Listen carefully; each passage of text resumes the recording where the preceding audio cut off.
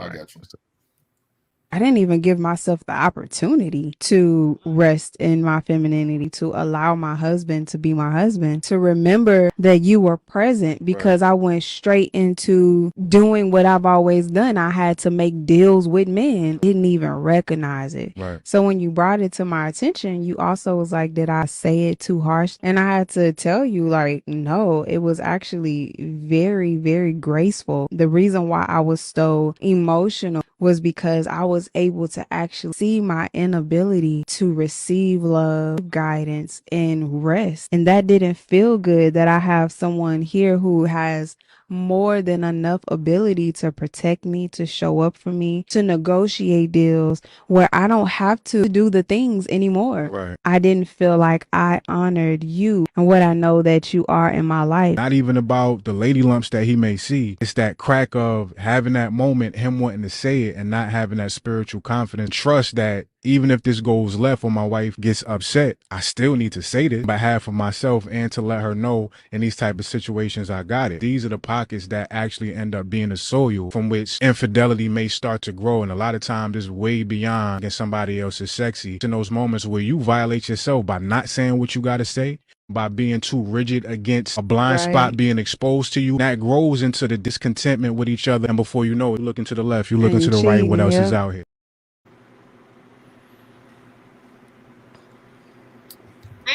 Right.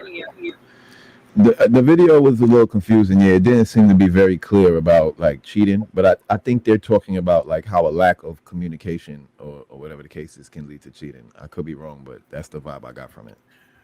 Right. Yeah, but she also started talking about, herself as a woman and her ability to lean into her femininity and how that plays a role into her relationship. You know what I'm saying? I got the beginning, but everything else after that was like a Chopped up. salad that I couldn't decipher. But yeah, I got the gist of the message. All right. It's on you, Clout. Yeah, okay, like to go back to what we were saying before with the example that we used with the Monopoly thing. I understand what Miss Taken is trying to say. Like, oh yeah, well, you bought the game with no pieces, right? Let's just say, but this is how reality works. What she's saying makes somewhat sense, but in reality, this is how it works. If you with your friends and y'all crack out a Monopoly, and there ain't no pieces in the Monopoly, 9 times out of 10, somebody gonna find a button, somebody gonna find a quarter, somebody gonna find a nickel, and somebody's gonna find a dime, and the game will continue. There's a certain selfish level of thinking to expect that the game is supposed to stop because you're not participating. And I feel like a lot of women don't understand that by you refusing to participate, you're cheating.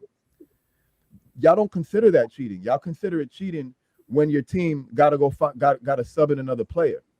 That's when women tend to consider it cheating because I had to sub in another player because you was on the bench, you wasn't making no moves. So now you're saying I messed up. But the reality is you messed up the moment you wasn't available.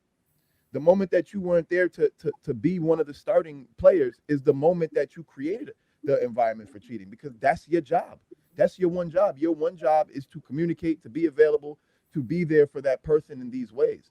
The moment that you're not there in those ways is going to be a problem. I don't know if y'all are hearing me well. Somebody said my audio's having some issues, but No, I can hear you. You coming a little low, but I can hear you. I'm gonna try to So, get some. what you saying, Cloud, is if it so happens that you're the piece that's missing from the game, that the game continues when she finds a sub. And I'm not talking about sex because I know for men, y'all is about sex. But what if you're not meeting her emotional needs? What if you're not meeting her Well, let me tell you financially? why most Is women it up cheat. to her? Most women leave and cheat on men because of my emotional needs wasn't being met. He And lost that's his my job. point. Is it okay? Because what you're saying is you're making it okay to look for other pieces when you're I'm playing not. the game, I'm but not. understand that there's more than one player playing the game. No, no, it's not about being okay. That's not what I'm saying. What I'm saying is that it's unrealistic to have somebody that's relying on you, right, for this need, for you to deny them that need, and then say that them trying to get that need met makes them somehow the problem.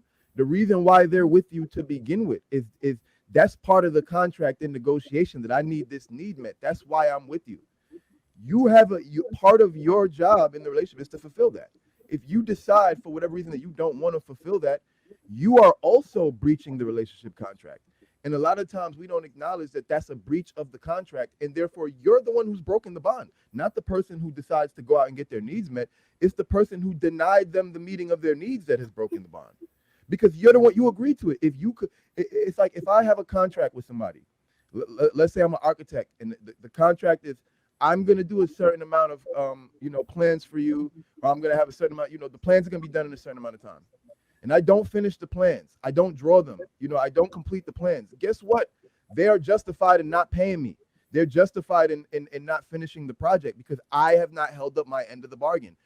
We love to put men in situations where the woman's not holding up the end of the bargain. And then when he goes to get his needs met, oh, well, you're a cheater. No, you wasn't holding up your end of the bargain. This is how transactions and contracts work. You have to hold up your end, or else the contract is null and void. Simple as that. In the null and void part is going through the process of getting the divorce. That's what I'm trying to say. Once the contract, once you say, you know what, I'm not paying you, that's the end of the contract. Like you said, the contract has been broken, right? So there is no, well, I still expect you to still do all of these things for me, even though I'm not going to pay you. That's the point. I'm not paying to communicate. You're expecting that person who's not paying to call them up and say, hey, well, I'm going to formally end this contract because I've been calling you for months to finish my house plans and you haven't finished them. So if you don't, guess what? You end up in court. In the real world, if I'm calling my contractor 20 times and he don't pick up the phone, I'm just going to call another contractor and I'm not sending the bag. I'm not going to give you no type of formal conversation. I'm not going to give you no type of formal breaching of contract. It's like, that's not true. That's a lie, Cloud. I deal with contractors all the time with the stuff that I've dealt with in my house. The process is call them. Listen, this is what it says in the contract.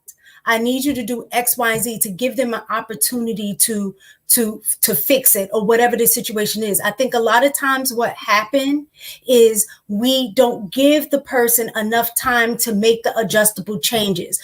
We want the change to occur immediately. If you're used to doing something for a certain amount of time, you may not even be aware that you're doing certain things until the person brings it to your attention. They bring it to your attention, then it's on you to make the necessary adjustments, but the person also has to give the person enough time in order to make adjustments. You ain't giving up them goddamn cheeks. Stop this shit. Stop this shit. You know you ain't giving up them goddamn cheeks. How do you figure that I've been married 20 years if I ain't giving up cheeks? What are you talking about? You're not talking about you. I'm not talking about you personally. Oh, well, he said you. Damn. You said you. I think you're talking about me. Okay. God damn.